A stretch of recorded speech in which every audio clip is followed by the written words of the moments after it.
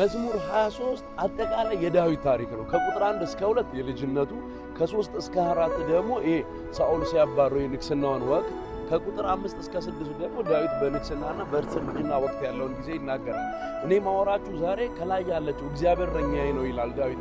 ዳዊት ራሱ እረኛ ነበረ። ስለ እረኝነት በደንብ ያውቃል። የአባቱን የእሴይን በጎች ይጠብቅ ነበር። ሲጠብቅ ቀላል አይደለም፣ ከባቢው ከባድ ነው።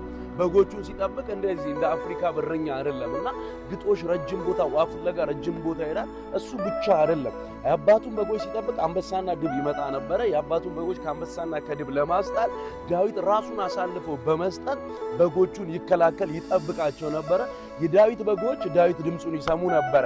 ስለዚህም እግዚአብሔር እረኛዬ ነው ሲል ዳዊት ስለ እረኝነት በደንብ ያውቃል። እግዚአብሔር ከሳኦል ከጎልያድ እጅ እንዴት እንዳስጣለው፣ ከዛም አልፎ እናቴና አባቴ ተውኝ እግዚአብሔር ተቀበለኝ ይላል ዳዊት። ብዙ ነገር የተሆነው የእሴይ የመጨረሻ ልጅ ነው።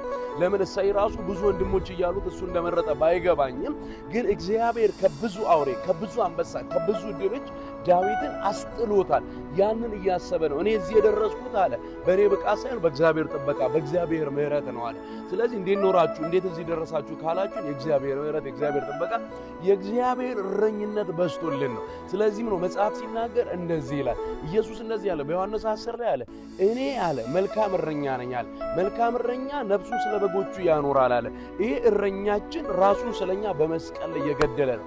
እሱ ብቻ ይሄ እረኛ የዘላለም እረኛ ነው። በራእይ ምዕራፍ 7:17 ላይ እንዲህ ይላል በጉ ይላል በዙፋኑ መካከል ሆኖ እረኛቸው ይሆናል ይላል።